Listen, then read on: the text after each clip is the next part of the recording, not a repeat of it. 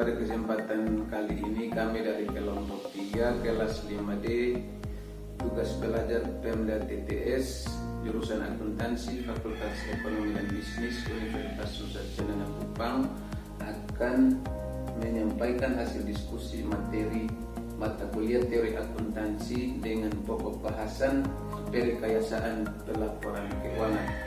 Sebelumnya, izinkan saya memperkenalkan nama-nama anggota kelompok kami. Yang pertama, Immanuel JP Nenet Eka dan saya sendiri, Abel Nino Liu. Pelaporan keuangan.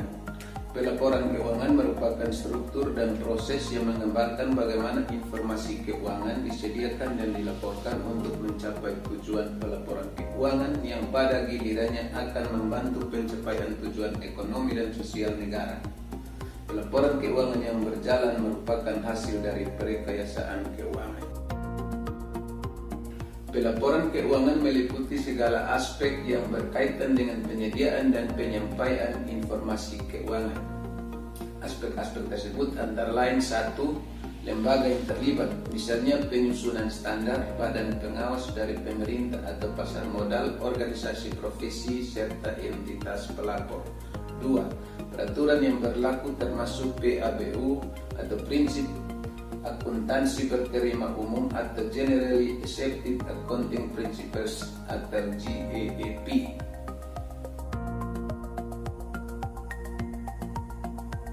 Perekayasaan pelaporan keuangan. Perekayasaan pelaporan keuangan adalah proses pemikiran logis dan objektif untuk membangun suatu struktur dan mekanisme pelaporan keuangan dalam suatu negara untuk menunjang pencapaian tujuan negara. Perekayasaan melibatkan pemilihan dan pertimbangan ideologi, teori, konsep dasar, dan teknologi yang tersedia secara praktis dan teoritis dengan mempertimbangkan faktor lingkungan negara. Proses di dalam perekayasaan bukan merupakan upaya perseorangan, melainkan merupakan upaya dari tim yang melibatkan berbagai disiplin intelektual dan kekuatan politik. Hal ini disebabkan perekayasaan merupakan proses serius yang berdampak luas dan berjangka panjang.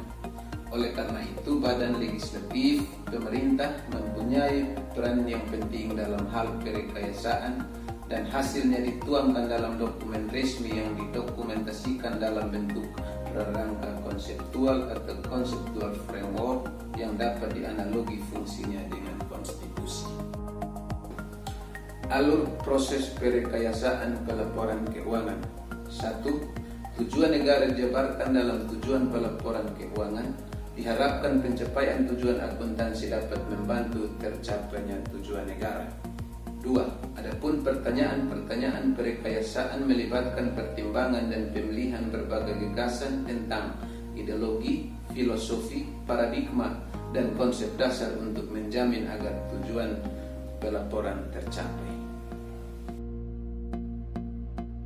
Gagasan yang dipilih tentunya adalah gagasan yang cocok dengan lingkungan diterapkannya akuntansi agar hasil perekayasaan menjadi efektif sebagai alat. 3. Konsep yang dijalankan harus sesuai dengan standar akuntansi dan acuan lainnya sehingga membentuk prinsip akuntansi berterima umum atau PABU.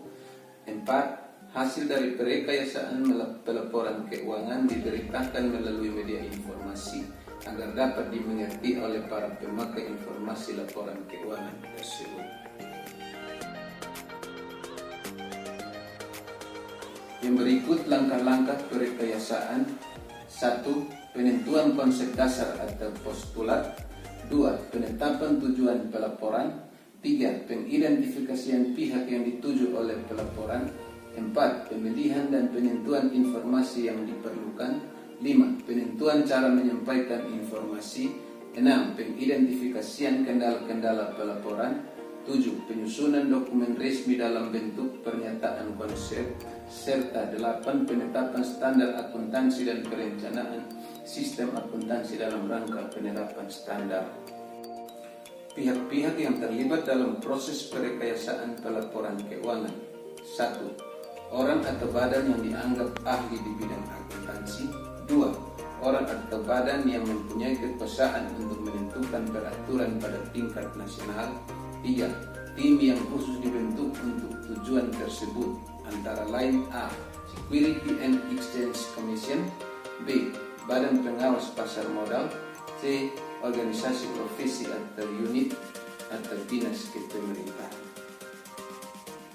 Skema proses perekayasaan terdiri dari tujuan ekonomi dan sosial negara, tujuan pelaporan keuangan, proses pertimbangan, rangka konseptual, media pelaporan, dan informasi akuntansi.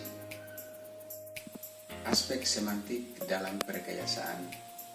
Proses semantik tidak lain adalah proses untuk memilih dan menyimbolkan objek fisik kegiatan perusahaan yang relevan menjadi objek-objek atau elemen statement keuangan, sehingga orang yang dituju oleh statement keuangan dapat membayangkan operasi perusahaan tanpa harus menyaksikan secara langsung.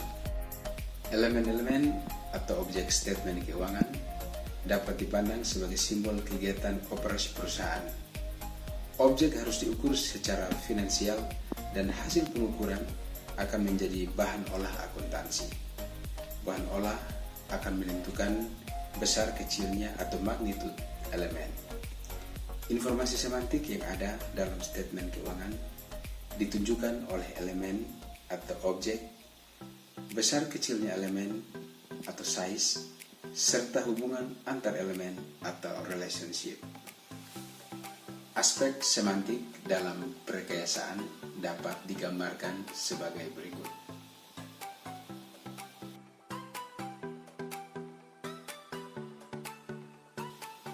Rangka konseptual.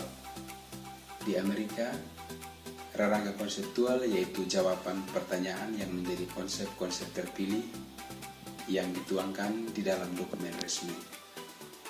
Karena di dalam perekayasaan mempertimbangkan faktor lingkungan tempat akuntansi diterapkan, maka rangka konseptual di negara satu dengan negara lainnya akan berbeda. Rangka konseptual melindungi profesi akuntansi dari politisasi. Meskipun akuntansi merupakan alat untuk mencapai tujuan nasional, akuntansi tidak bisa netral dari politisasi dalam arti kebijakan politik ekonomi suatu negara. Politisasi harus diartikan bahwa akuntansi diarahkan untuk tujuan negara. Sebagai satu kesatuan konsep koheren yang menetapkan sifat serta fungsi pelaporan keuangan, Karl pada tahun 1990 menyatakan beberapa manfaat rangka konseptual, yaitu yang pertama, memberikan pengerahan atau pedoman kepada pihak atau badan yang bertanggung jawab di dalam penyusunan standar akuntansi. 2. Menjadi acuan dalam memecahkan masalah akuntansi. Yang ketiga, menentukan batas pertimbangan dalam menyusun statement keuangan. Yang keempat, meningkatkan pemahaman pemakai statement keuangan serta keyakinannya terhadap statement keuangan. Yang kelima, meningkatkan keterbandingan statement keuangan antar perusahaan satu dengan yang lainnya. Konsep-konsep dan penalaran yang ada pada rangka konseptual sebenarnya membentuk teori akuntansi sebagai penalaran logis. Rangka konseptual sebagai sistem terpadu atau coherent system dapat digambarkan sebagai berikut.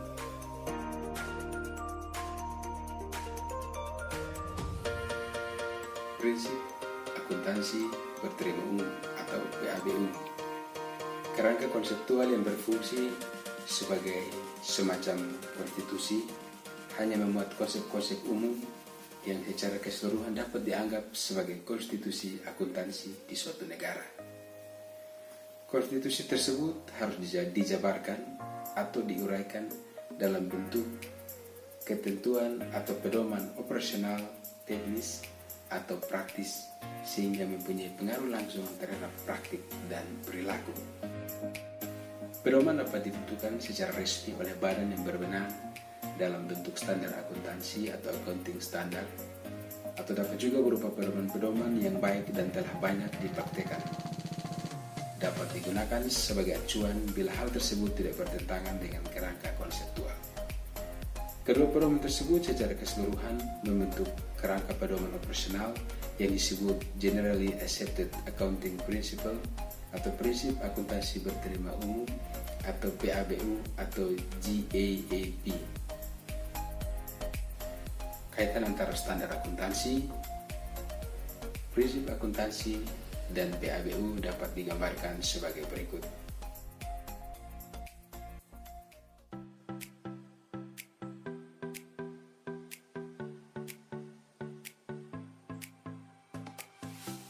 Ada beberapa versi PABU. Yang pertama, Accounting Principle Board atau APB. Yang kedua, Stephen Rabin atau SAS nomor 43. Yang berikut, Douglas Sauter atau SAS nomor 69. Yang keempat, Standar Profesional Akuntan Publik SPAP. Yang kelima, Suwajono tahun 1990 dan 1992. Struktur akuntansi. Apabila pengertian akuntansi, teori akuntansi, kerangka konseptual dan PABU dirangkum atau digambarkan dalam suatu diagram yang disebut struktur akuntansi. Struktur tersebut menggambarkan mekanisme pelaporan keuangan yang menghubungkan perekayasaan dan praktik akuntansi. Struktur tersebut juga memiliki manfaat untuk menunjukkan dan mengenali bidang studi, bidang profesi, serta fungsi auditor apabila perekayasaan telah diterapkan dalam suatu lingkungan maupun negara. Struktur akuntansi dapat digambarkan sebagai berikut.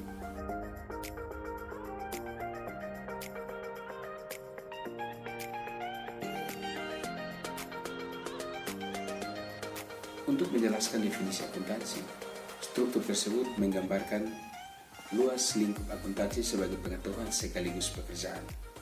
Proses kegiatan yang telah digambarkan merupakan proses perekayasaan yang melibatkan teori akuntansi sebagai penalaran logis. Yang pertama, bidang studi.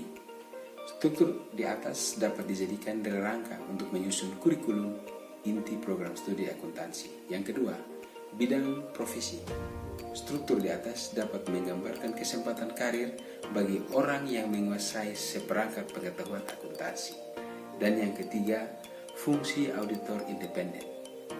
Peran auditor independen sangat diperlukan untuk mengaudit apakah benar statement keuangan telah disajikan sesuai PABU, STA PBU, yaitu suatu rangka pedoman yang terdiri dari landasan konseptual dan operasional.